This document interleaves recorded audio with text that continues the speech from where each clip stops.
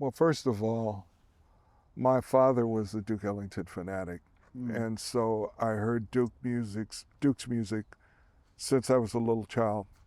My father loved the fact that there was zero minstrelsy in Duke Ellington. He was a proud black man. That minstrelsy is a virus.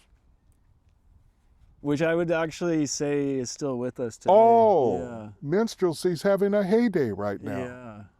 Yeah. And it's a virus that is set up to perpetuate white supremacy. And it's also a virus set up to attack people of color to think less of themselves. And so the starter of just having somebody stand up against that and say, no, I'm not going to participate in that. You know, that's not who I am. That's not who my father and my mother are. And that doesn't have anything to do with me. You got it. You can go do that. That's not, you know. And so that's number one. But hearing Duke Ellington's music all the time as a child, you know, I love my parents. And my father was a adopted man, came from incredibly humble circumstances. He and my mother met on Beale Street in Memphis. And my mother went to Memphis because she wasn't going to work on the fields. She didn't want to live as a farmer. She was the first person in my family to get a high school degree because she wanted to do something different. She wanted life different. This is something my wife and I discussed a lot. They met on Beale Street, fun-loving,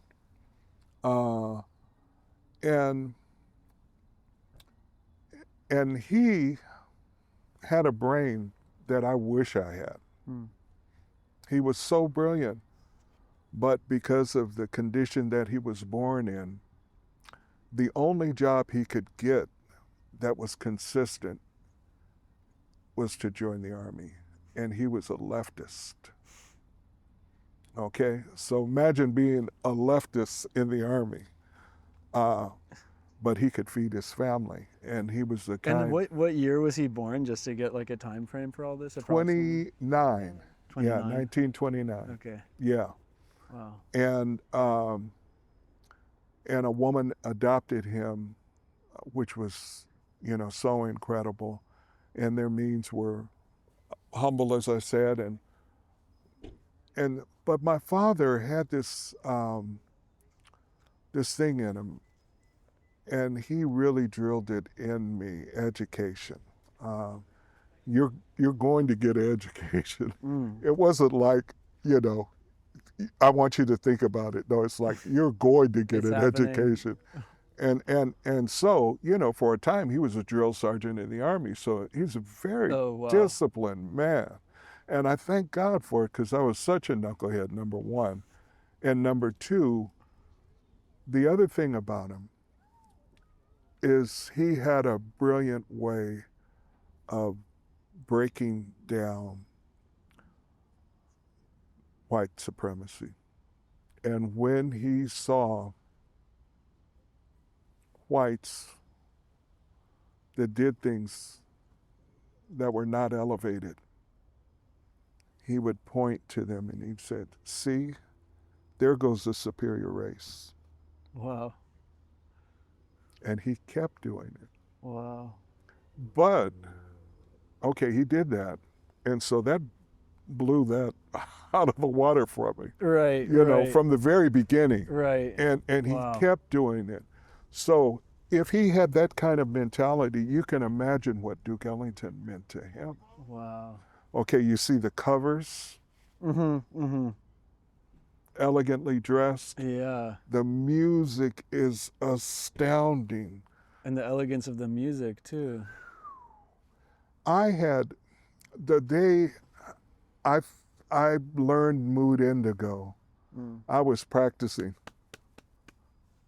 Boy, you finally beginning to learn how to play. He had a big smile on his face, because he was seeing his son play mood indigo, and but he had this thing to where he knew that there was a better solution to all of this. It took his whole life to work, the majority of his life to work out of poverty, to where we moved, when I was a senior in high school, we moved to a lower middle class neighborhood, where things were safe and, they had money for me to go to college. But the dignity of Duke Ellington, the dignity of his music was large for him, and that really rubbed off on me. And when I was like 20, 19, I was obsessed. Everybody was playing Miles Davis, the electric music, which I loved.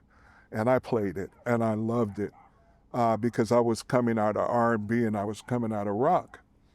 But I was still buying all these late 20s, early 30s Duke Ellington periods and going through that early period and just sitting up listening to Creole Rhapsody and Daybreak Express, Trumpet and Spades, and just Birmingham Breakdown, The Mooch, all of those pieces, East St. Louis Totalo.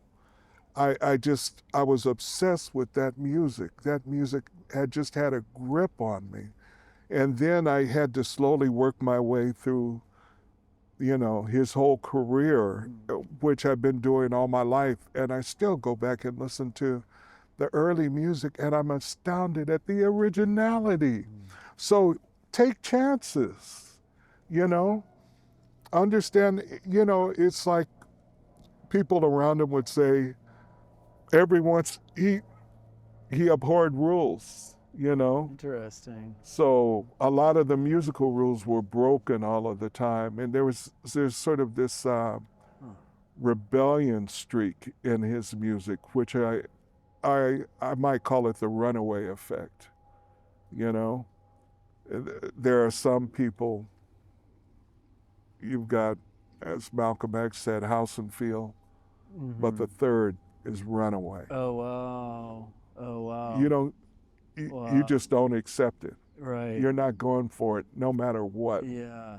And that runaway streak and breaking the rules and seeing yourself as a composer rather than just playing the American songbook, nothing wrong with that. But I'm saying there's so many great composers in the music. Also, let's honor our great composers, And so when I was young, there'd be about 20, 25 Duke Ellington songs people would play, and that would be about it. Yeah. And they didn't know his suites. They didn't know so much of his early music and a lot of music he developed earlier. This morning I was listening to Chinoiserie from Afro-Eurasian Eclipse. And some of the stuff sounds like McCoy, And it's polymodal, it's got African, it's got, a lot of things that musicians were playing in the 60s. So he was like perpetually reinventing his language all the time. That's the other thing I love about him. And when you get to the sacred music, it's over. People haven't peeped that. It hasn't been given the attention that it should. That music is so great. And standing up on a stage and hearing the big band play that music and the choir sing that music, one of the greatest experiences in my life.